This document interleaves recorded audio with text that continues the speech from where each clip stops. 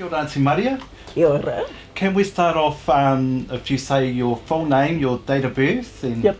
No. Maria Poto Robinson, nee Hippolyte.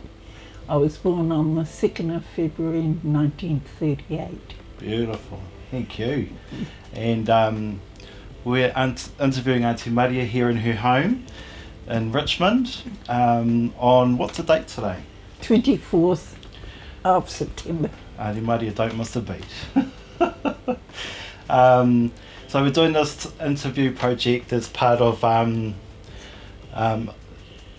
with Tione McGregor and Pene Weber, and Aunty Nola May is here as well, and we're here to talk to Aunty Maria about her growing up and her life, and this is going to be a good project for the whānau, nice little something for the whānau. So how are you, Auntie? You feeling good? Yes, I am. Lovely. Shall we start off, what is your earliest memory? I'm not sure, which was the earliest there. I have memories of living at the Māori house. I have memories of stopping with my uncle Rongopai, and then memories of being at Matapihi when I was 4. So they all mix up around. Were you in the Māori house before you started school? Oh yes. Yeah. You were born on the island away, yeah? In Nelson. In Nelson. I actually, my mother was 3 months pregnant with me when she was diagnosed with TB, and so with tuberculosis, and so she was in hospital with me. When she was 3 months pregnant with me, and they wanted to remove the fetus because they wanted to help her get better, and she said, no, this might be the girl we've been wanting, because I have 4 older brothers, and so thank goodness. So I was born between the TB ward and the maternity ward. Oh, lucky we've got you. Yeah. So you've got 4 older brothers. How many siblings altogether? There's 13 of us, so 13? I've got 6 brothers and 6 sisters. Who are they? There's John. He was born the 25th of August 1929. Joe, we called him Joe, but his real name was Reruku. He was born the 25th of May 1931. Then there was Ben. When we were kids we called him Penny, and he was born the 6th of June 1933. Then there was Lionel, and he was born the 30th of April 1935. Then me. Then Ratapu. He was the 2nd of March 1940. Then Pohe. We grew up calling her Nellie, but eventually she got called her correct name, Pohe. She was born the 17th of October 1941. Then Nawe, and she was born the 10th of October 1943. Then Emily, 2nd of November 1945. Then Nola May, 21st of January 1951. And then Kathy, she's the 26th of May. I'm not sure, 54. And then Melanie, she was born the 4th or 5th, 5th of May 1956, and then there was the last one was he's Richard. the spoilt one. Well, Richard, he was born the 5th of June, 5th of June, 1963. Yeah. What a memory. Jeez, well done. I say 5th, she says 6th. Ben's the 6th, he's the 5th. But never mind. Then you were saying when you were younger you remember spending time with, was it Uncle Rongopai?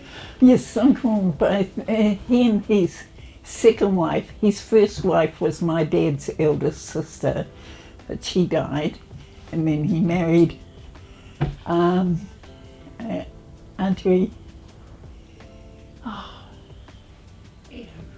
Ehu, and they lived in a boarding house just down from Russell Street, and so that I think they used to take me to spoil me. So I was with them a few times. So his first wife was Grandpa's sister? Yes, Kērenapu. Kērenapu.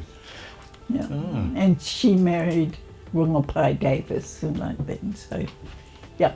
Oh, good boy. And then they shifted, Aunty Ehu and Uncle Rongopai, they shifted to Kōrero, and they had a little batch just down the hill from, the Urupa, Oh yeah, and the park. where Martinez lived. Oh, right. So they had this little batch there. Oh, lovely. So I stayed with them one Christmas holiday. Oh. Gee. So when did he move to Whangarai? Was he down there? Well, he would have been, because that's where they lived when he was married to, the auntie. And they had 3 kids. Well, I know of 3. There might have been others, but I know of 3. And that's Tim. And Tim was, I don't know if you remember, Gracie Saxton. Yep. Well, Tim's was Gracie's dad. Oh, right. Yep. So Gracie's dad was my first cousin. Oh, far out. And then the next one, there was Peter, and he married Gurley MacDonald, and they had 3 daughters. And then there was a sister, Nellie, but she died when she was young. What a memory! Beautiful. So you were brought up in Nelson. Yes, we lived either the Māori House or 5 Washington Road or 113 Hamden Street West or Toi Street. What do you remember about the Māori house? Each family had lived in one room, and there was a central kitchen. How many families? A lot of families. Yeah, God, must have been cramped. I don't know. You lived in your own room. Wow. Like that. So that's why I say that I have memories of going and living with the different aunties and uncles. And at that stage, Grandma and Grandpa had 5 or 6 kids living there with them as well? I think Ratapu might have been the last one there. I don't think the others can remember being at the Māori house. Wow, and that was in one room. Yes. And other, did you remember any other families that were there while you were there?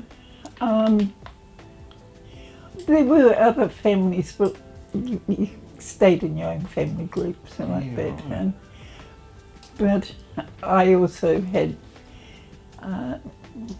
went to spend time down on D'Urville Island with, mum's side of the family, or like I said, Matapihi was dad's side of the family. Mm. So who did you stay with on the island when you went down there? Aunty Lou's. I think we stayed when Uncle Jim was still there and lived in the top house. We'd stop at the big house with Auntie Lucy and Uncle Rainey and their family.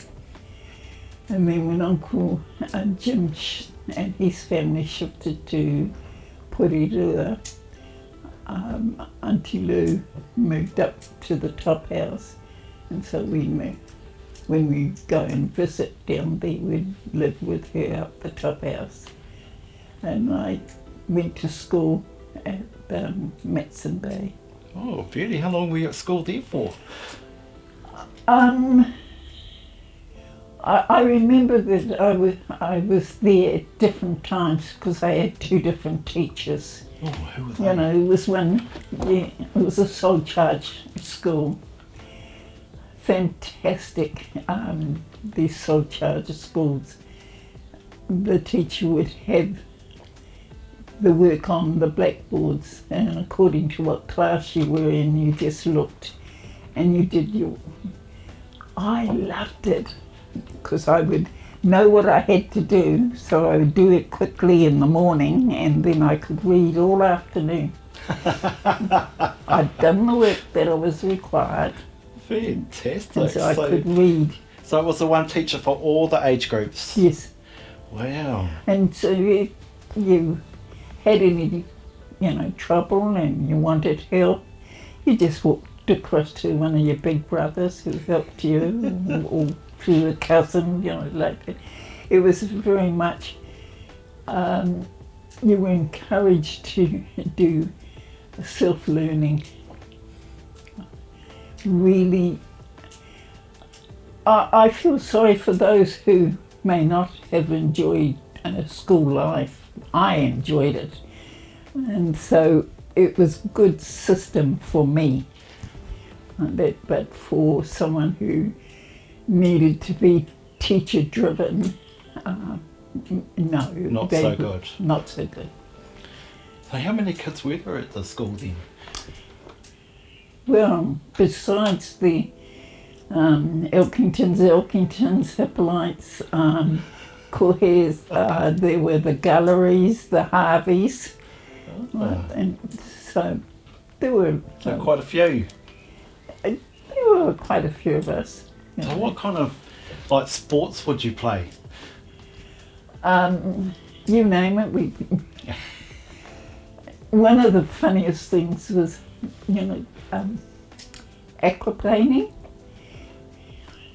They take the door off the toilet and get up, and you'd sit on it and be pulled round by one of the launches.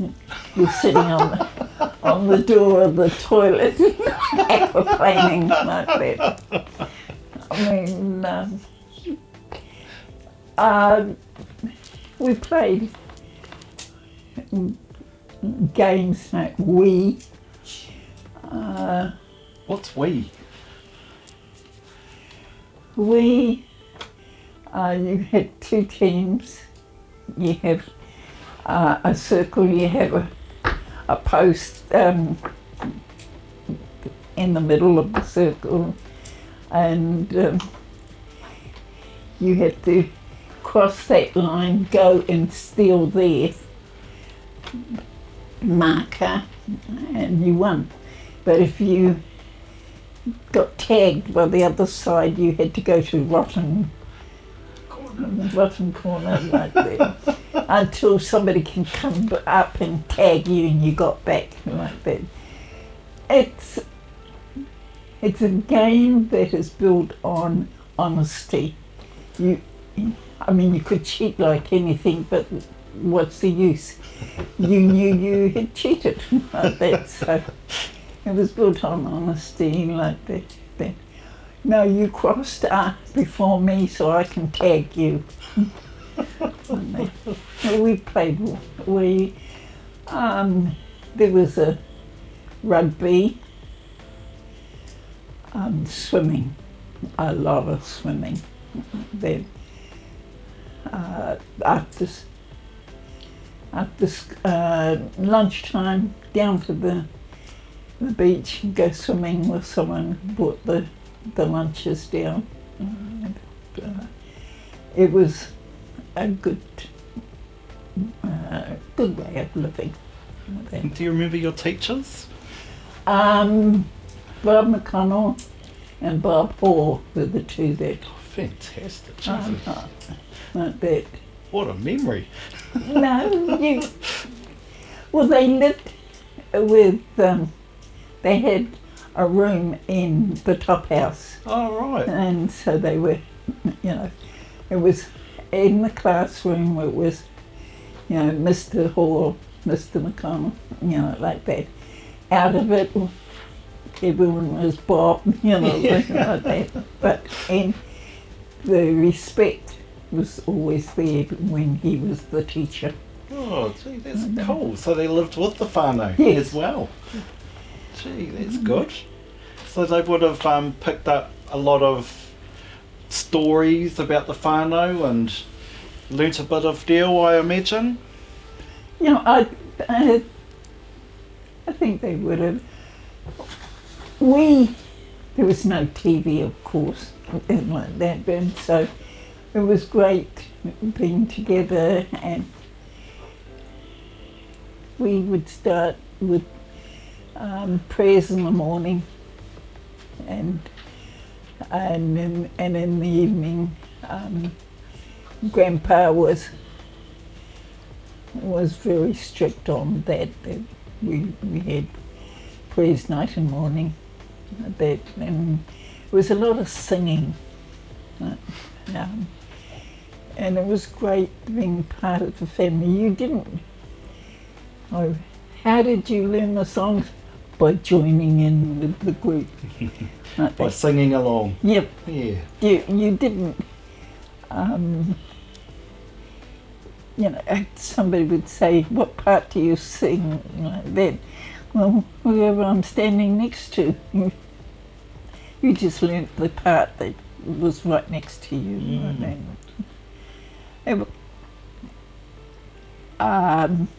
We did a lot of singing as a family, and Grandma told us beautiful stories about our, who we were, and she always used to want us to know who we were and where we were going. And boy,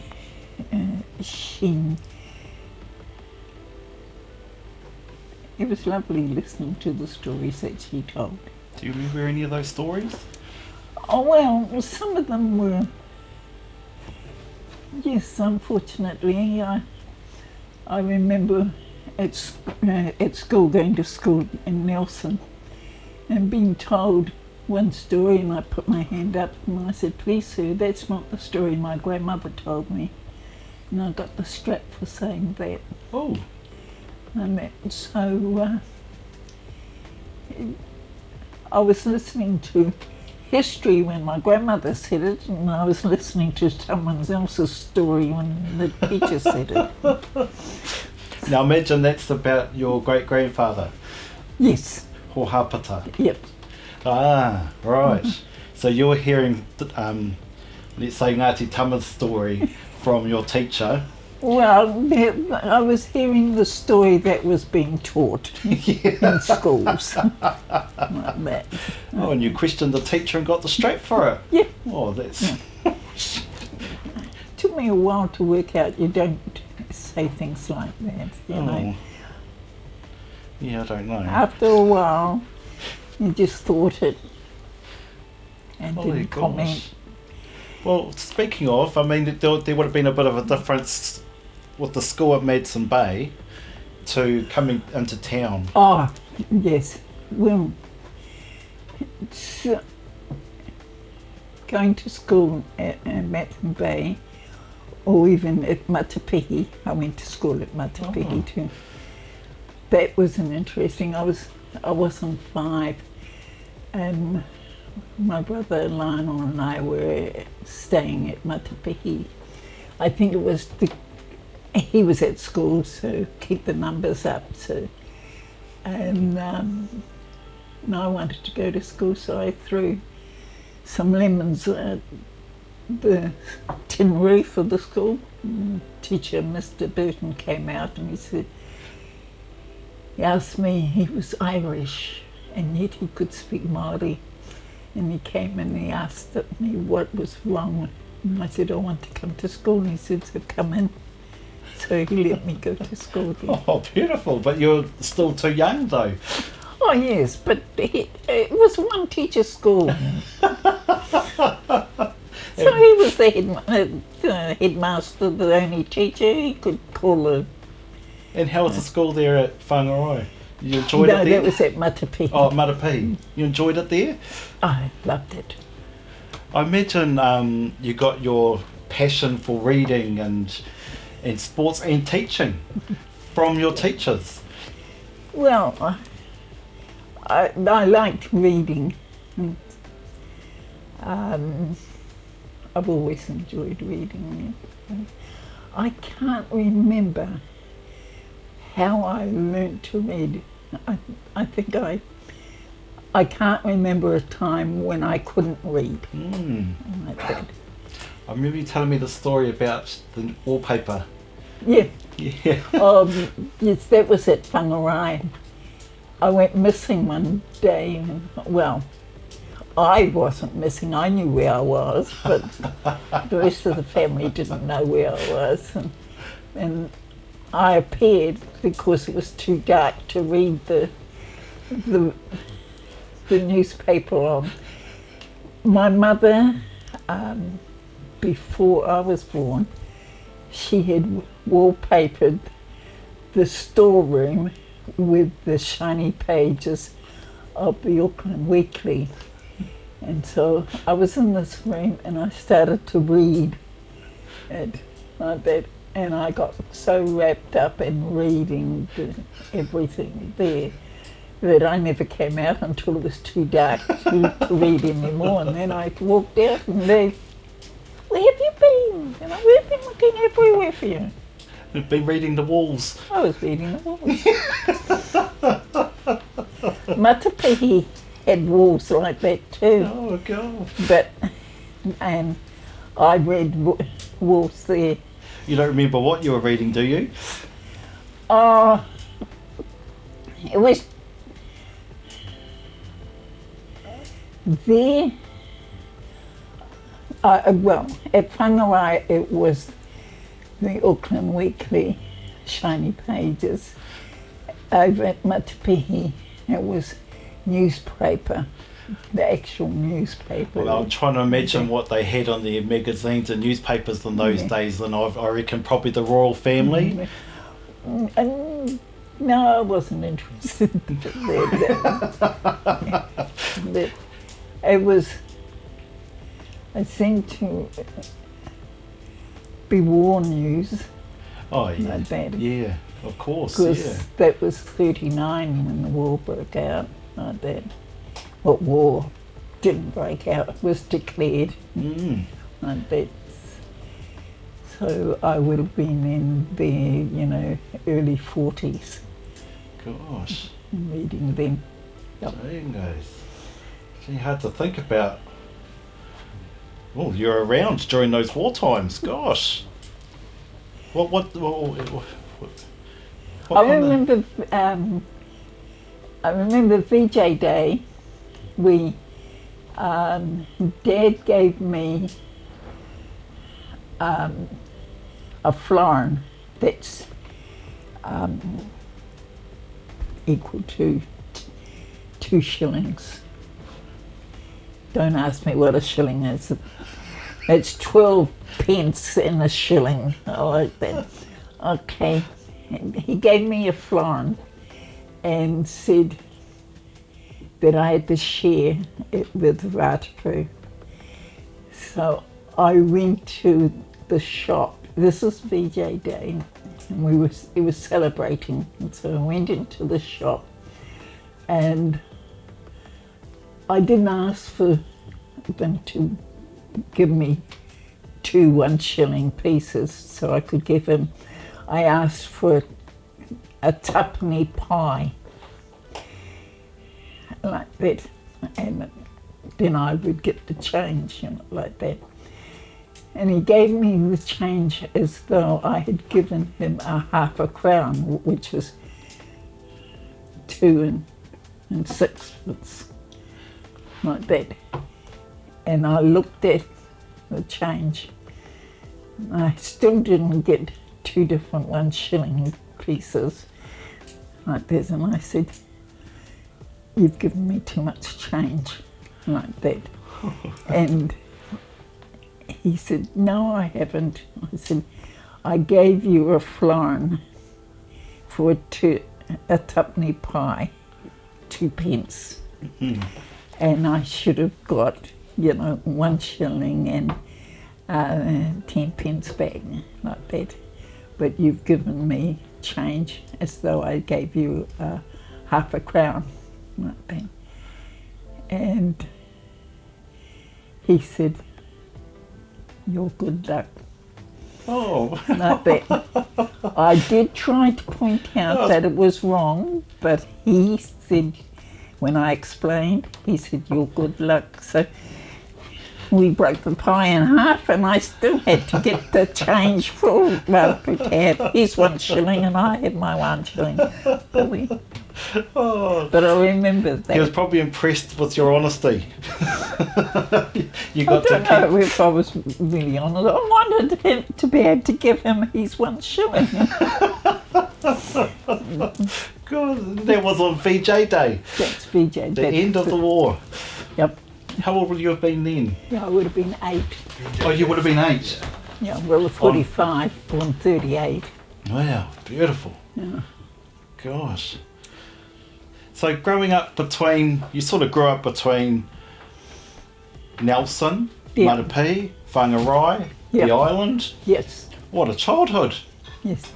And all surrounded by whānau everywhere you went. It was, yes, I was lucky that I had so many whānau on both sides.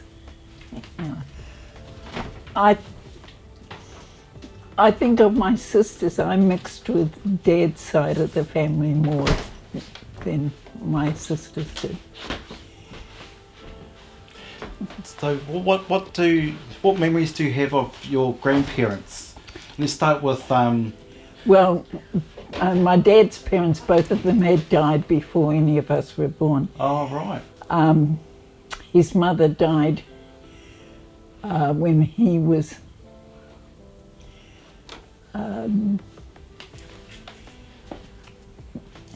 early teens, very early teens, and his dad died a month before John was born. Oh, right. So before any of the kids? Yep. Wow. So that we only had Mum's parents, and I remember Grandpa, John Arthur Elkington. My mum said he had red hair, but the only memory I have of my grandpa was his white hair, white beard, and blue twinkling eyes, like that. But of his face, all I can remember is it wasn't lined. To me, it wasn't lined. It was you know, Smooth. Where the beard wasn't. I never thought of him having old skin. Oh. It was, in fact, when I think back, Uncle Jim's skin was very similar to Grandpa's, except that Grandpa's was fairer than Uncle Jim's. But that's the type of skin that Beautiful. I have, the memory I have. And your grandpa, what kind of man was he? I hear he was a gardener. Yes, he was a quiet man. He was a person that he didn't say much, couldn't get a word in, but he was a worker like that. But I used to enjoy just sitting and listening, waiting for him to say something. But I didn't hear him say much, but I saw him do things. I saw whenever he greeted my dad, it was a hug and a kiss, like that. No shaking hands business. There was a lot of love there. And I thought, I watched him, and he did things.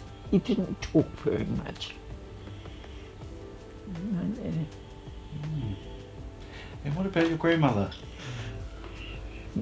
Grandma was very strong, very knew where she was going.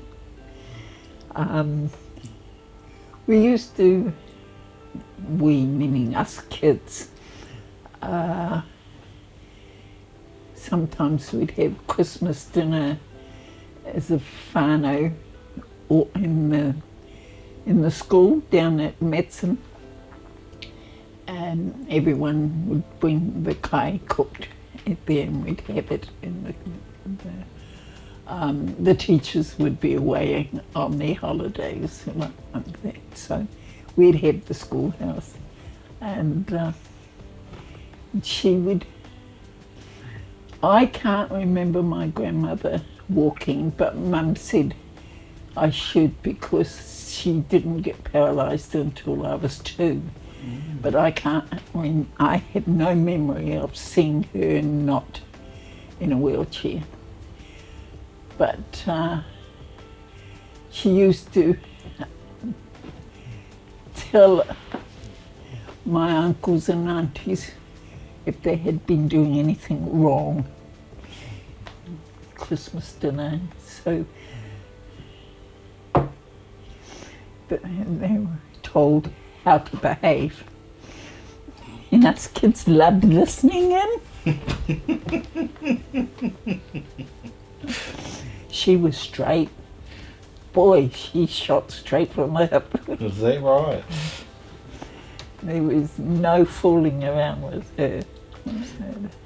Now, your grandma and grandpa, just so for the recording's sake, we better name them. Oh, sorry. Grandpa was John Arthur Elkington, and Grandma was Wetikia Ruruku Elkington. Right here. Yep. And she was from D'Urville Island. Yep. Yep. And your other grandparents, actually, we should say who they are as well and where they're from. Okay. Tione John Hippolyte and Poheho Hapata. It's interesting, she didn't have, the Hohapata in her case was the first name of her dad. So that became your surname. But that's what I found. I lived in Papua New Guinea for a few years, and that was the custom, that your father's first name became your surname. Right, right. So whatever your dad's first name was, that was your surname. Because of course we see that a lot in our whakapapa too, eh? Like that. So it was something I could understand it, having been a part of that with my knowing that Pohe Hōhapata's father was Hōhapata Te Kahupuku, but she never had the Te Kahupuku.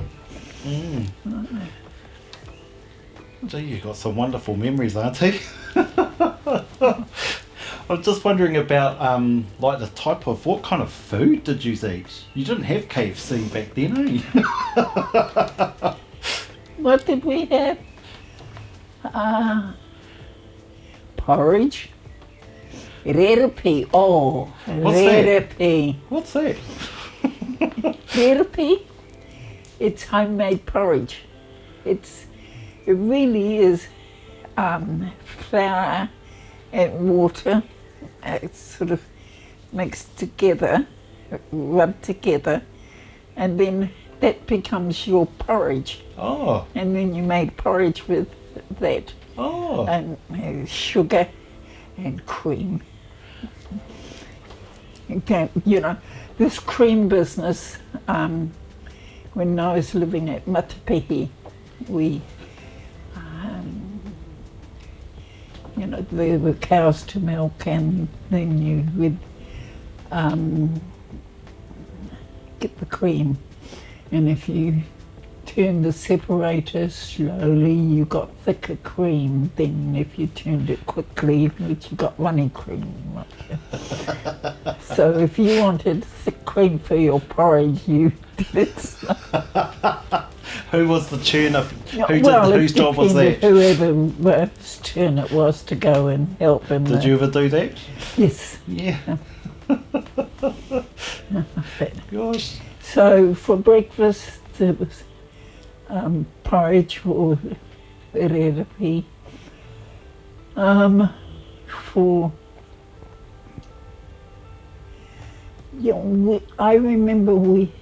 remember as a kid it was wartime, so there wasn't a lot of sugar around.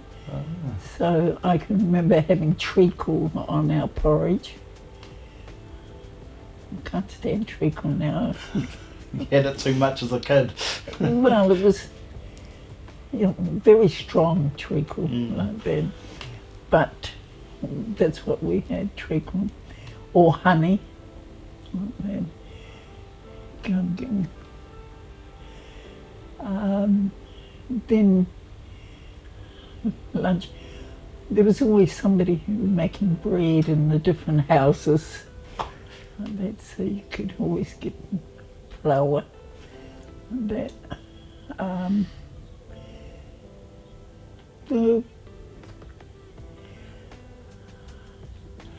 don't know, we had a lot of fish. Yeah, you know, I could imagine. Kaumātua, Yeah. like that, and mussels, whatever you could go and get. And would you get different kinds of kai at different places? Like what kind of kai would you get at Matapihi? That was again seafood. Yeah. But we had a lot of sheep there, so every now and then we'd kill a sheep and share it round with the different whānaus like that. I could imagine kana. I hated boiled mutton for a while because that's all like that. But after a while, I got back to liking it again. But boiled mutton. So who kept the sheep at Matapihi? Whoever was living there at the time. Did your father ever? Not at Mātātara, he was at Whangarai. Oh, right. Yeah. And he had sheep? Oh, yes. So, he didn't have any beasts, or did he have cows, or? They had some cattle. Yeah, some cattle. We had a couple of horses there when we were at Whangarai. Learn to ride horses bareback. Who was the best horse rider? Depends on who's telling the story. But I hear Grandpa was a great horseman. Yes, we were at Whangarai and they were shearing over at Onatere, and so Dad told my brother Lionel and his mate Brian to do the dishes and then come over to Onatere. And one of the rules was you weren't allowed to play with the rifles. Oh. You know, you could use the rifles when there was an adult there to make sure you're doing it the right way, but you weren't allowed to play with them. And we had this rifle Winchester action, you know, pump that way. Yeah, and I don't know why, but you don't put a Winchester up like that, you know, like that. But Lionel did, and somehow the gun went and the bullet blew back onto his face and misfired or something or other. And Brian, his mate, took one look at him and took off and ran from Whangarai over to Onatere. And he got over there and he said Lionel shot himself. Oh, hell. So Dad got on the horse, and I had this mental picture of Dad riding up the hill on the horse where his legs, I'm sure, were helping the horse get up that hill. And by the time Dad got over there, Lionel knew he was going to be in trouble, so he made sure he did the dishes and then he put himself to bed. But the dishes were done before Dad got there. Speaking of, I remember the story you told one time about the dishes when your mum and dad got home. I know that was before she was born. We spent Christmas Day down at Whangarai, and then Mum and Dad and Emily and Nawai came back to Nelson on the Manu and left Lionel, Rarapu, Puhe and me there, and said, that was Monday, and they said, Dad said, I'll be back on Saturday to take you down to the island for New Year's, like that. So he took off. Well, it rained, so we played cards. We pulled our mattress into one room and we played cards most of the time. We had this hurricane lamp like this. And if you were hungry, you got up and you went. Mum had made some custard for us, and I went and cooked some plums. So you just plums and custard back in to play cards. Anyway, we looked out one day. Oh, it's nice. It's not raining. Oh, here comes the manu. So we had to clean up. The boys went and put the mattresses back in the right rooms, and Puhe and I went and grabbed the dishes and out, up to the bushes, back in. And we packed our bags up and we were down waiting for Dad. We climbed on the manu and took off down to the island. Dad did say a few times later, he said, couldn't find many of the dishes. I wonder why. Well, we didn't have time to heat up any water or to wash them, so...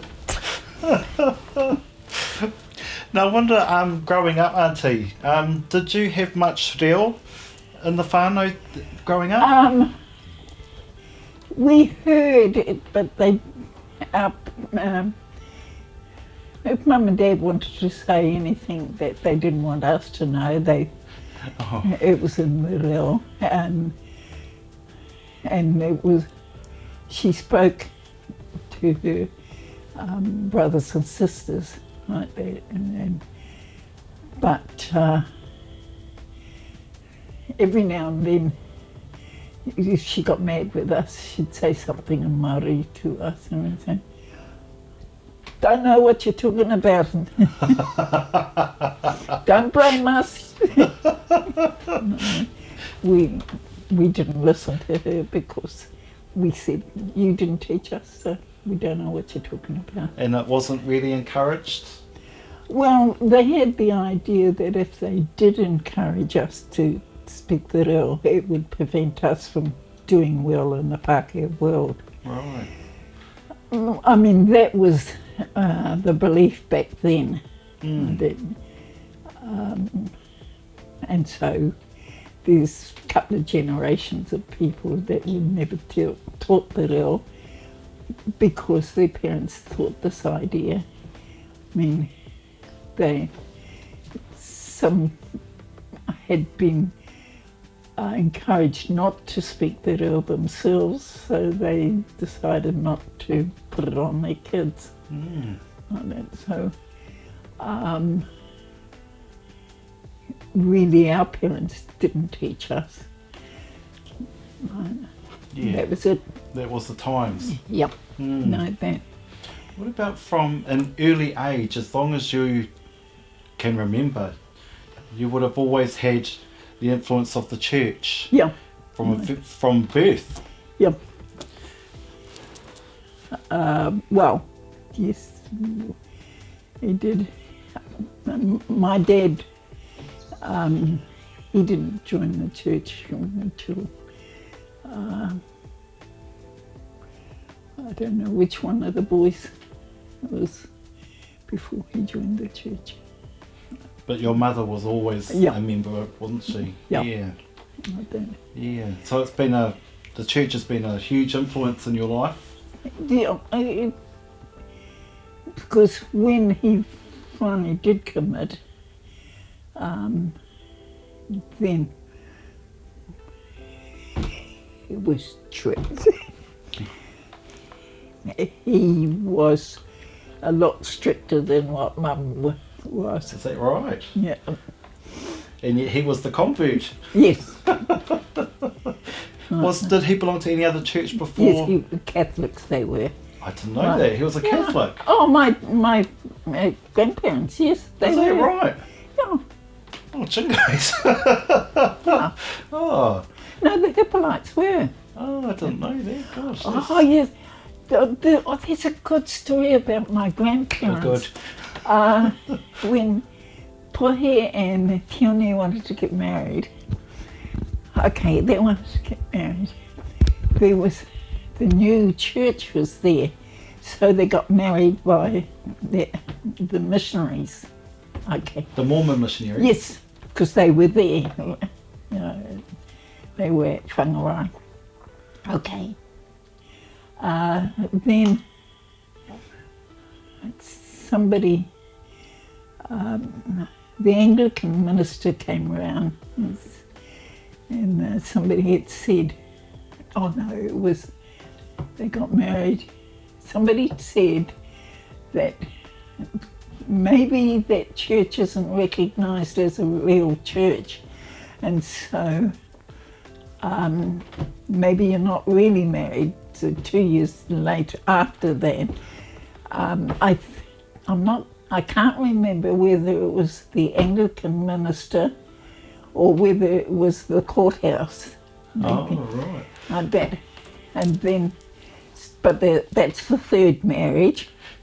And then finally the parish priest turns up, and you're not married until you've been married in the church. And so must have been Irish. So they got married again the fourth time. They were married 4 times. No, they were married 5 times. Through the temple. Oh my gosh. Far out. Yeah. Finally married. To each other. Like that. Now, that's an interesting story because I don't know where, but there's a family Bible somewhere around, and it had the date of each marriage and the date of the births. Written in the Bible. Yeah, in the Bible. Anyway, it wasn't a requirement, legal requirement for Māori's births to be officially registered until 1911. Yes. And so my dad, who was born in 1903, the birth was never registered. Right. So when he was old enough to get the old age pension, he goes in. Before that, his sister, who's older than Aunty Ray, her birth was never registered. So she goes to her brother, younger brother, who's a justice of the peace, and makes a declaration, and he signs it as a JP that she was born on so-and-so like this. Okay, so it was accepted. When Dad goes to line up for the old age pension, and he's got no birth certificate, so he takes the family Bible along. And this whippersnapper at the counter looks it up, and he says in a loud voice, "Oh, you were born before your parents were married." He actually was after the third marriage, like that. So my dad is really embarrassed, upset, and he walks out of the Social Security and he goes home, and Mum rings me at work and says, "Something's wrong, your dad is not talking." Like that. And I said, "Oh, Mum, I'm busy. Your dad needs you." Okay, so I tell my work, "I don't know when I'll be back, but my dad wants me." So I jump in the car and go into Nelson. And I said, "What happened, Dad?" Eventually I get it out of him, and I said, "Okay, let's go."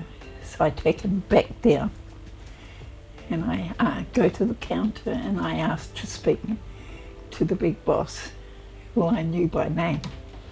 He said, "Oh, have you got an appointment?" I said, "Just go and say that Miss Hippolyte wants to speak to him." Right then, and so he went, and, "Oh, Maria, come on in. I've got my dad with me." "Oh, bring him." So he went in, so I told him the occasion. And he looked and he apologised to Dad about the rudeness of this. And he said, "How dare he?" And he said, "Sorry." And he looks at me and he says, "What do you want?" "Him off the counter. I don't want other of my people having him. And see, if you worked on the counter, you got extra money." Good on you. And I wanted him off the counter. So he was taken off? Beauty. Beautiful. You sound like your grandmother. You're saying she was a straight woman. No, I mean, you upset my dad. You watch out. Well done. Go Aunty Maria. But see, how you think about it, if their births weren't registered, you know, the things they have to go through to prove that they exist. Yeah. Terrible. Auntie, you're going to tell us about your intermediate days. Well, Nelson Intermediate was 1951 it opened, and we were graded. And somehow or other I got him to the top grade. And we'd been promised, we asked, when can we go in the model flat? And because we'd been promised to be the first in there. And the teacher said, when Maria Hippolyte tells her dad to go back to work to unload the ship that's got the stove for the model flat. Because it was depending on which side of the argument you were, it was either the lockout or the strike. The Wharfies national strike, or the Wharfies, the national lockout of the watersiders. And of course I objected to the school teacher saying this, and so I jumped to my feet and said, no pipsqueak, the school teacher's going to tell my dad what to do. So I got ordered out of the classroom. He was the by the deputy school teacher. principal. And so I went out in the passageway, and I'm standing there, and the headmaster comes past and he says, why are you out here? And I said, for being rude to the teacher. I think that might have been an interesting answer. He said, why, what happened? And I told him about the conversation. And he looked at me and he said, I can put you in another class if you want to. And I said, I've earned the right to be in that class, so that's where I want to be. And so he said, come. I think this young lady's been in the passageway enough, she can come back in, like that. So I think the headmaster, Mr. Walker, had my back, like that. And so the teacher said it was a strike, and you corrected him and told him no, it's a lockout. no, I didn't. I just told him that no pipsqueak of the school teacher's going to tell my dad what to do. I will say that at my age I towered over him. Is that right? I was taller than he was, the school teacher. Okay. So for me to call him a pipsqueak,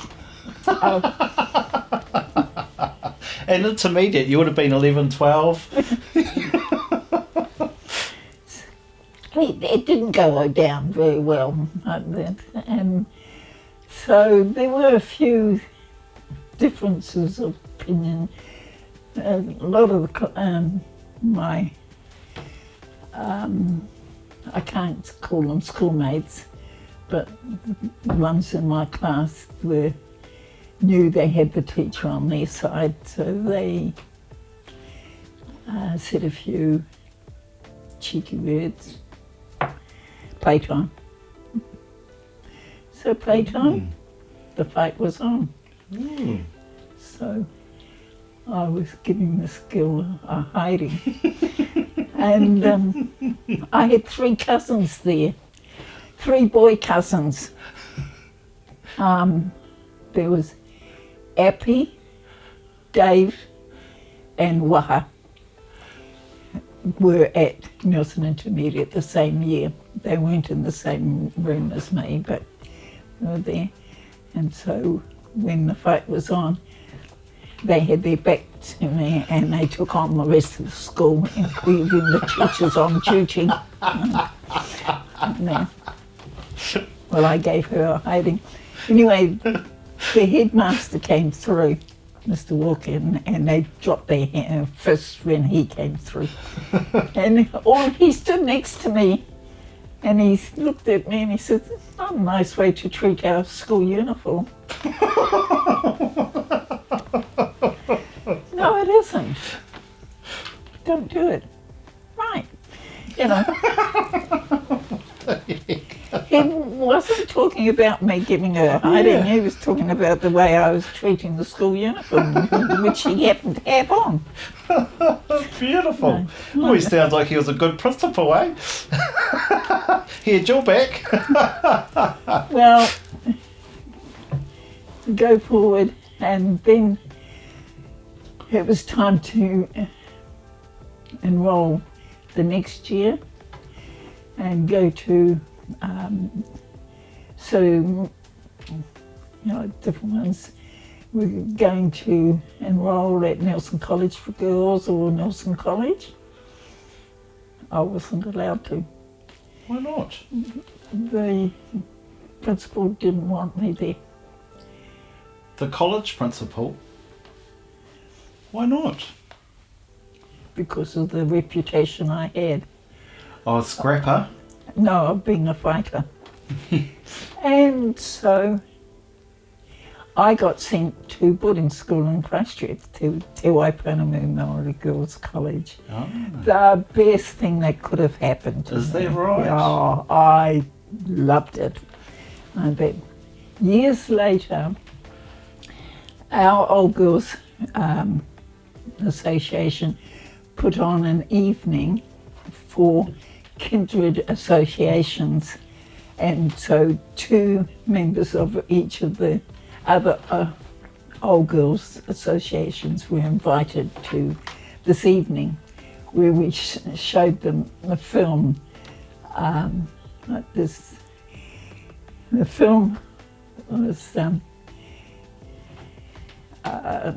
what's her name? The singer, the one who sang at Prince Charles's first wedding. Yeah, Kiri Tikanawa. She was in this film. And so, okay, we put it on, and during supper time, I saw this person name and what school she represented, and she was representing, her old school, and Clarissa Johnson. And so I went up to her, and I had, Maria Haporite, Te Waipounamu. And I said, Miss Johnson, I want to come and thank you for not letting me come to Nelson College for Girls. And she saw my name. She said, it wasn't me, it was Robert Walker. He said she shouldn't come to your school because she'd be fighting for her survival. She needs to go where she doesn't have to fight. Oh. And so he was the one who told her not to accept me at Nelson College for Girls. And that's why I got sent to. So it's actually a good thing. Yes. And it turned out to be a good thing too. So, she was the one. And then she said, I understand that you did well. I said, I did all right. Did all right. And you had a few cousins there at Te Waipounamu with you as well, didn't you? Yes, I had Elizabeth Elkington, Betty, Tano. You know why we called her Tano? No. Oh, at Mitchell Gallery. She was asked a question, and if she had said the truth, said no, yes, then he would have got in trouble. So he was trying to say, Tano, Bet, Tano. he had a speech impediment, so we called her Tano after that. No. So she was my first cousin, and we were poles apart. I got into more trouble then because she pimped on me. She was an AG. Oh, gee. AG, Angel Gabriel, went forth and told the news. AG. Oh, fantastic. I loved boarding school. I understand you used to hitchhike home as well. Oh, not from boarding school. That was when I was at Teachers College. Oh, right. Oh, so did you go straight into Teachers College from school, from college? Oh, and that was in Christchurch? Yeah. Yes, I was there, how many years before you did? 11 years. They still remembered her. Is that right? Is that right? Gosh. Yeah, they laughed when they met me, because she was the kind of person who finished her assignments, and I was the kind of person who asked for extensions. She was in school politics. I was on the student body, executive, while I was there. Oh, if you want to know what's going on, get involved. So before you went to Teachers Training College, did you know you wanted to be a teacher? No. No? No. How did you end up there? Because I got sick and I couldn't go to do what I wanted to do. And so because I couldn't go and do what I wanted to do, I lost the scholarship for it. What did you want to do? Doctor. Is that right? Yeah. And I had a scholarship to do medicine, but I got sick. I got TB. Oh, okay. So you couldn't go into medicine? No. Well, because of the fact that Mum was pregnant with me and when she had TB, and then I got TB, and then I had another bout of it later on. So I've had TB 3 times. Is that right? God. Like that. So you ended up in Teachers Training College, Yeah. back down in Christchurch, and then you went into teaching. How Yes. long were you teaching?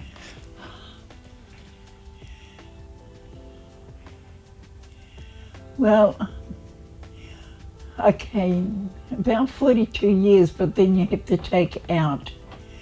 I was Māori welfare officer for 18 months. I was a child welfare officer for 2 years, like that. So, yeah. Was that with the social welfare department? Yeah. Yeah. Well, no, it was with before social welfare. It was child welfare, but it was Māori welfare first, and that was interesting. And I landed up over in Motueka as being the welfare officer over there. Oh, right. Had a ball. And what kind of things does a welfare officer do? Try and keep the kids out of trouble by providing activities that will keep them out of trouble when they're not working. Oh, right. Encouraging Māori culture groups in the different areas, having competitions, encouraging them to face, have te awhina. We really had a lot of activities going there so that they had something to do rather than get into trouble. Oh, beautiful. Like that. So teaching though, 42 years on and off. Yeah. Where were you teaching? Where did you teach? And Waimea Intermediate for a couple of years. Auckland Point School for 1 year. Then over in Sydney, and then down Wagga Wagga, and then back to Salisbury. wow. Like that. And then ended up becoming principal. Yeah. Like that. They were hard up. No, they weren't. So you must know a lot of kids that went through your schools in all those years. Yes. Do you still see them around and recognise them? No, but I do get phone calls from some of them. Is that right? Yes. She does. Oh gosh. Yeah. You must have had a good impression on them. Well, some of them still, they sort of check in and let me know how their lives are. Oh, and that. fantastic. And some will ask for assistance or ask who I think they should go and see. Like that. So I would just suggest things for them. Like that. Yeah. So not too many Māori women working as principals Oh, there are a lot now. now, but when you started, No, there weren't that many. yeah, you're a pioneer.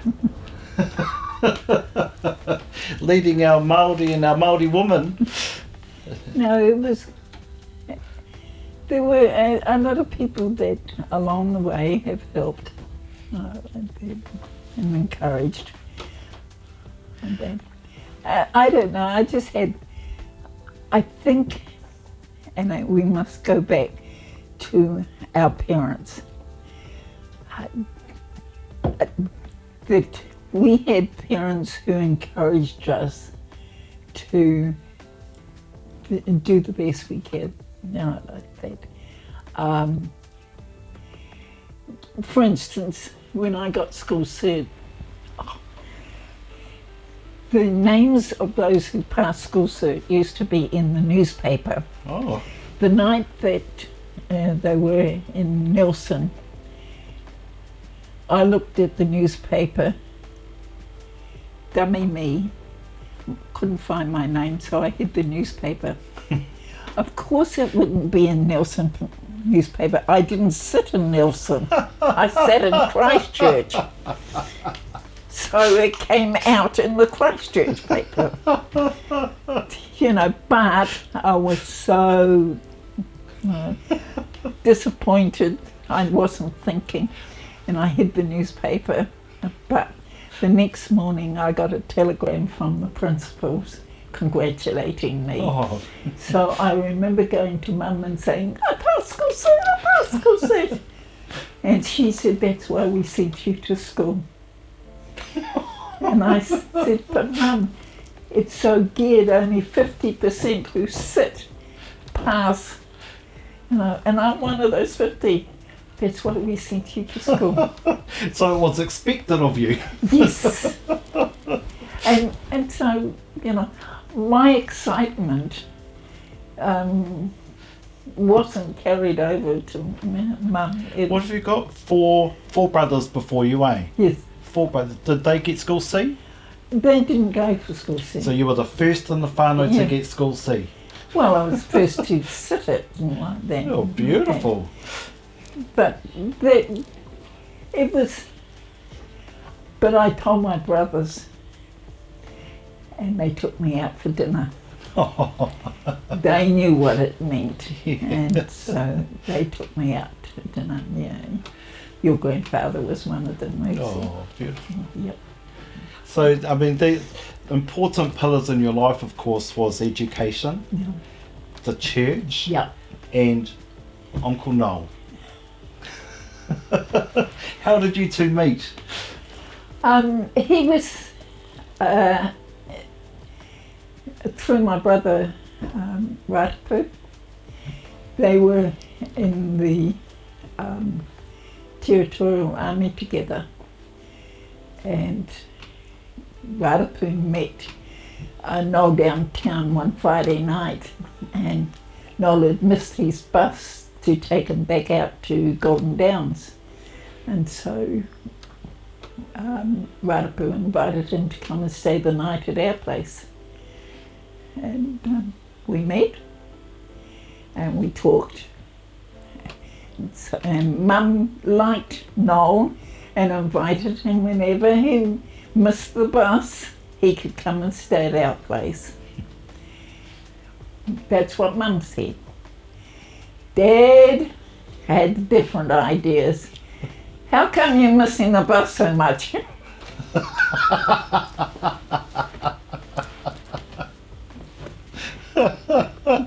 You. Dad was not impressed that he would miss the bus. And Mum was saying, it's all right. I still had one brother at home. And the tent. Yeah. Oh, tell us about the tent. Oh, we had so many kids in. Dad went and put a tent up and some of us slept out in the tent. And then Noel was visiting and he visited us. My sisters were on their beds out in the tent too. My dad was not impressed that Noel was out there too. Called out to him and told him, on your bike.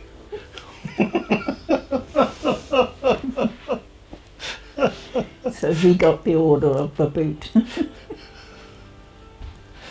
My sisters were there with me. So how old would you have been then? 24 was 20 something. So this was after Teachers Training College? Oh yes, I was teaching at Waimea then. Oh, and you're living back at home I was with... teaching, yeah, like that. And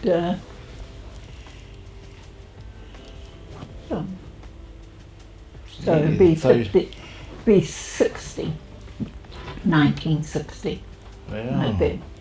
And it's And you eventually got married? not till 1970. 11 years later, whatever. 11 years later. Well, he said we did meet up a couple of times, but you know, I was going somewhere or doing something like that. He said, I just had to wait until you got that out of your blood. So you made him wait No, I didn't know he was waiting. 11 years. Oh, good Lord. So when did you get married? When When? on the 22nd of August 1970. 1970. Gosh.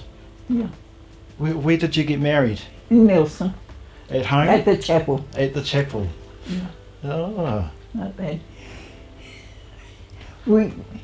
We've had a joke in our family that when any black girls get married, put an orange on the bridal table, and then we sit back and watch the bride explain to the new bridegroom the significance of the orange.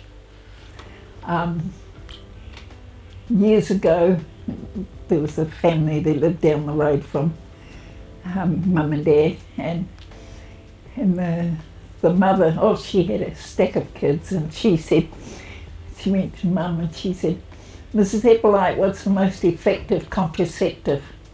Mum didn't let on, she didn't know the meaning of contraceptive, and she said, sick and orange.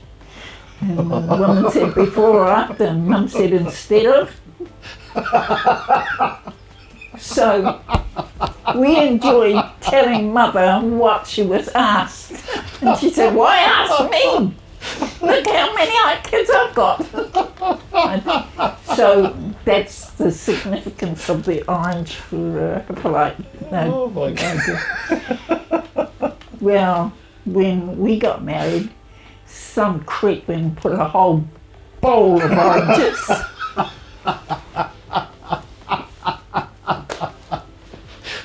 Of course it didn't work though. You ended up with Maria and Richard. Yeah, but we were so lucky because there was a chance that we wouldn't have any children. because of the last lot of TB that I had. Oh, right. Like that. And so I took Noel to my doctor after we got engaged to explain there was very good chance that I would never be able to conceive. And what Noel told the doctor was, we'll enjoy making a liar out of you.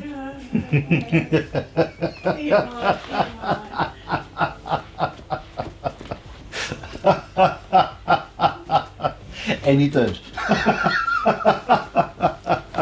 So we're blessed to have the two children. So you had Maria how long after you got married? We got married in 22nd of August 1970, and she was born the 11th of December 1971. Wow, it didn't take Uncle Noel long then. And then Richard's... Richard was born the 6th of September 1974. Beautiful, gosh. And so you got the two. How many muckles have you got now? 9. 9. Well, those 8 are there, and the one that we lost, Melania. So they are? There's Kōrero Tainui, 29th of May, 1997. Benjamin Tione, 27th of November, 1997. Thailand, 4th of November. November. 4th of November, 1999. Elena, 2nd of September, 2000. Oh, hold on. Melania, 14th of October. Yeah, 14th of October, 2000. Then the twins, 16th of October 2001. Then Jared, 28th of November, 28th of February.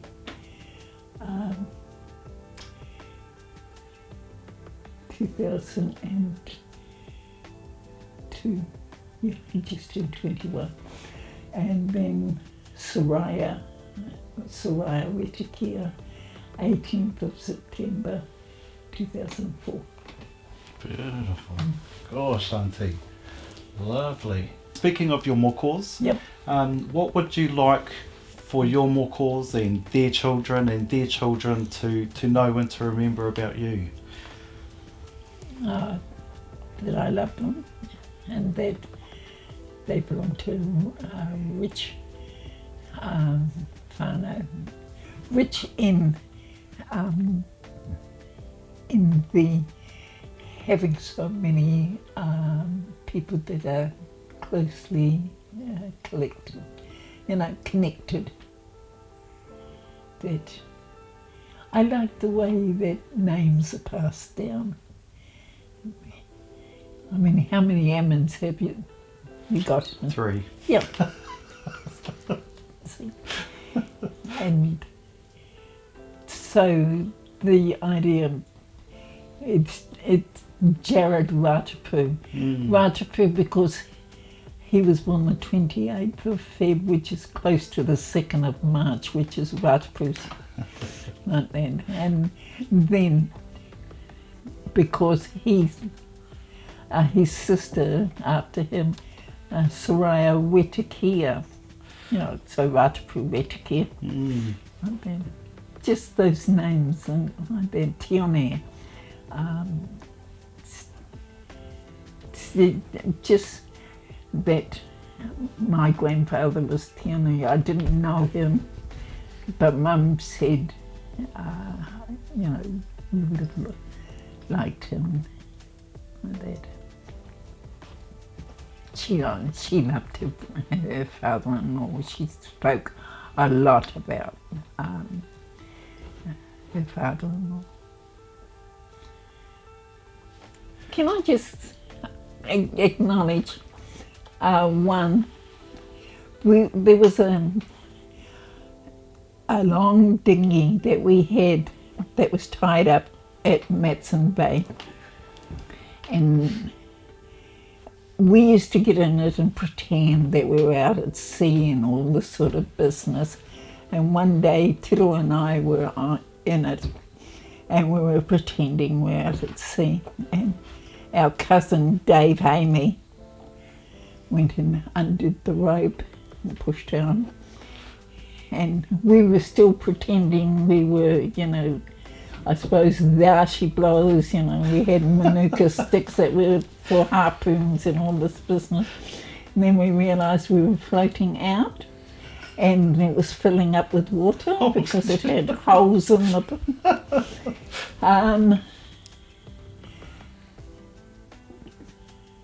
we were sinking, and there was a holy tin there that Tiro was trying to bail out like this, and I screamed, and my dad heard me, and he came down.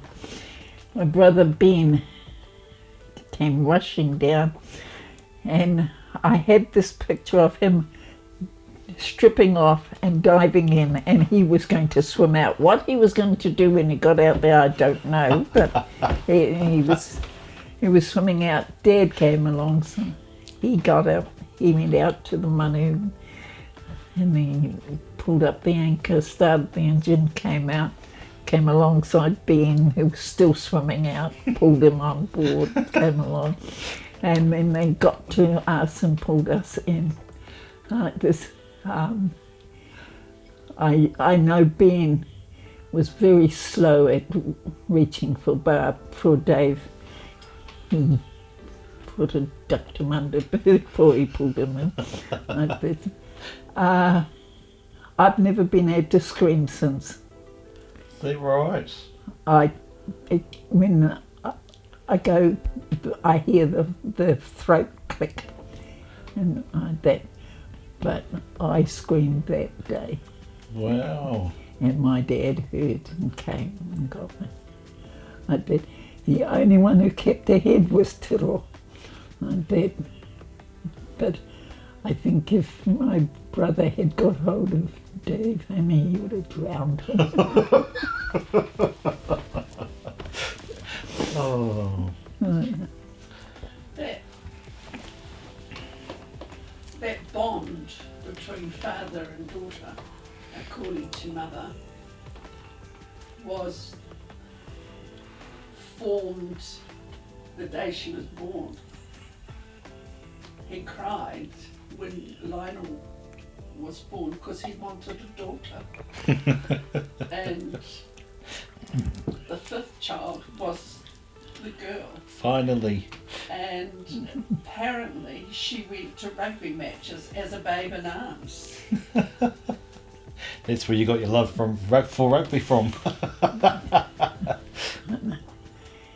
Yeah, he took me. But he was the one, and I played cricket. He came and watched me play cricket. And then he came and watched me play basketball. He came and watched me play hockey. Well, while we're at it, then we'll just add one more thing. Can you talk about the tukutuku panel at the cathedral? Oh, well, the Anglican bishop at that time was Bishop Humoy, and there was a lot of friendly contacts between Dad and, you know, the bishop. And he was initiated into our iwi like that.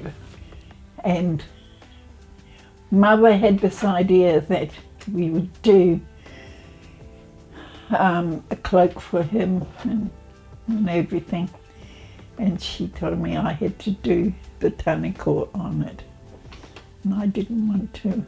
Not that I didn't want to, but she wanted it done then, and I wanted other things, but okay. So I did the taniko on it, and it has been reproduced up in the cathedral. As you come out of the cathedral, you look up and you see them up there. It's been reproduced up there. And that's your pattern you designed? No, Mum designed it. I just did it. Beautiful. I didn't design anything. No, but you made it. No. Well, Auntie, you have a great legacy. And I know we've only just skimmed the surface of a lot of stories you could tell. But thank you for your time. You're welcome. Very much appreciate you sharing with us these stories and your memories. And yeah.